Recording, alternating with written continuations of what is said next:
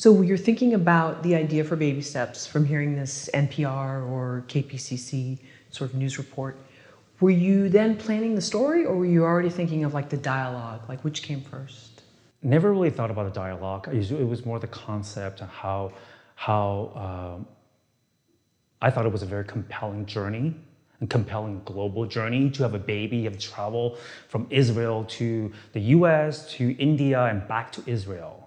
It was just an amazing, compelling global journey. And that was exactly the kind of global journey that I was looking for.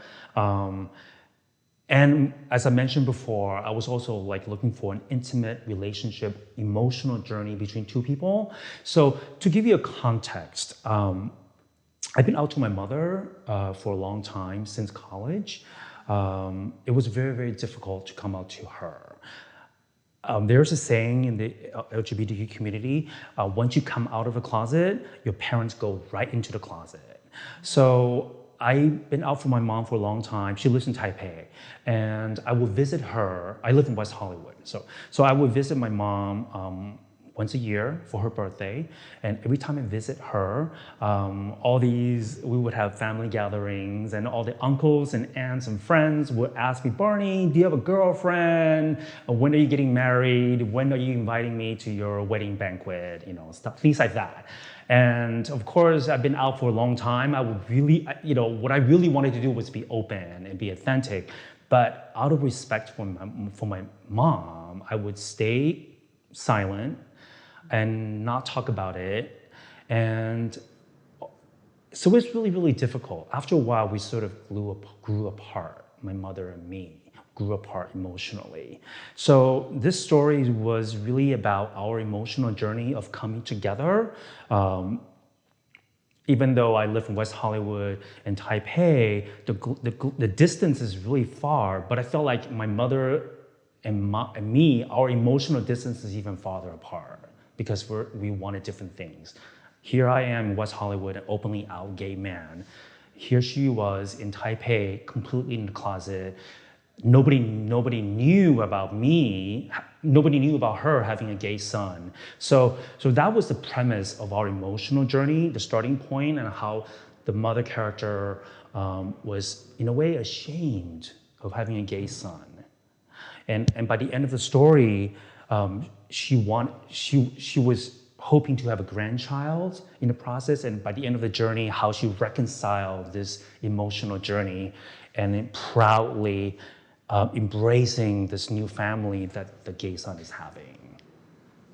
Well, you wrote about it in a Movie Maker magazine article. I think you wrote the article, right? It was in 2017? Yeah, in 2017, when the movie came out, Movie Maker magazine approached me and asked me to write a personal first-person essay about the experience. So I share pretty much from beginning to end how I came up with the concept, the entire filmmaking process, casting, pre-production, production process, how we filmed the movie in 4 different countries in multiple languages, what it was like directing and acting at the same time, and what it was like trying to get the film distributed, and how the film unexpectedly became part of a larger conversation in the marriage equality struggle in Taipei, in Taiwan, and how it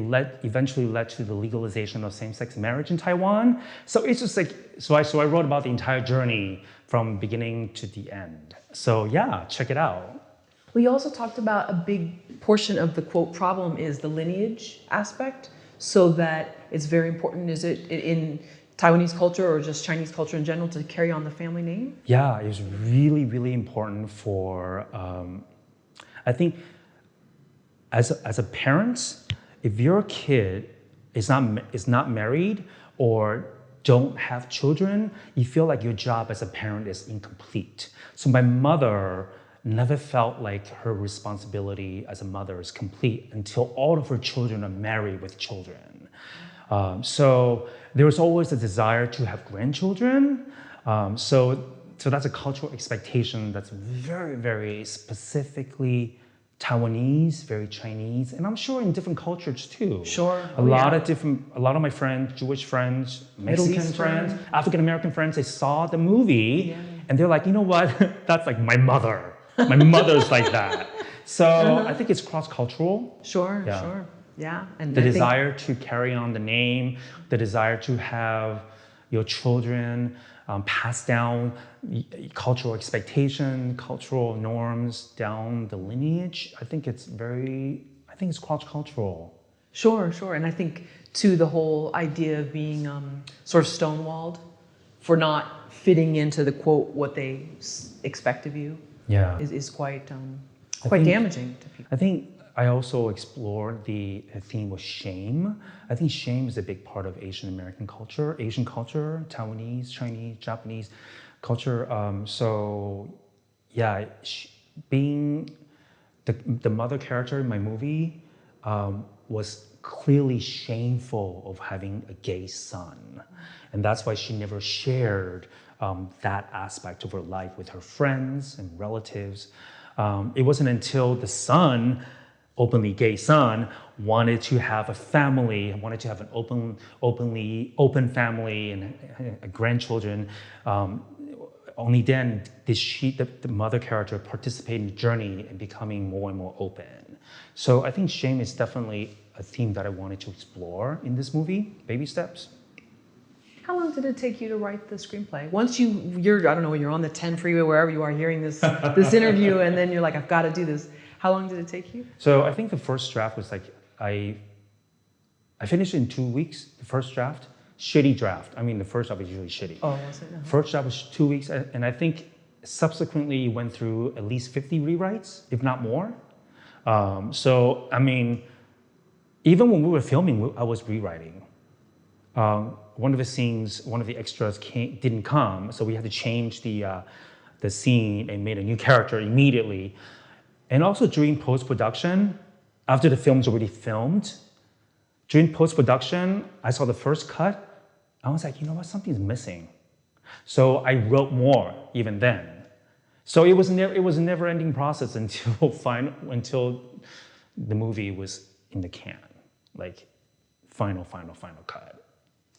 So you had an editor, or did you? Yeah, okay. I had an editor. And then you see the first cut, and then you had to go back and I just like, yeah, something's missing. This part, there's not the character motivation was not there. So I rewrote part of it, and we recorded and we filmed some of it to make it clear.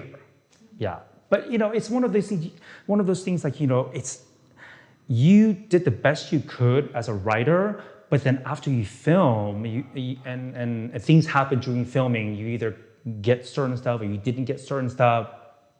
And then after you see the edit, you're like, that needed more work. And I don't think as a writer, you could foresee the process in the future. You did the best you can during each process.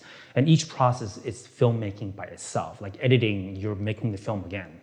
You're writing the film, like you're crafting the story again. So it changes.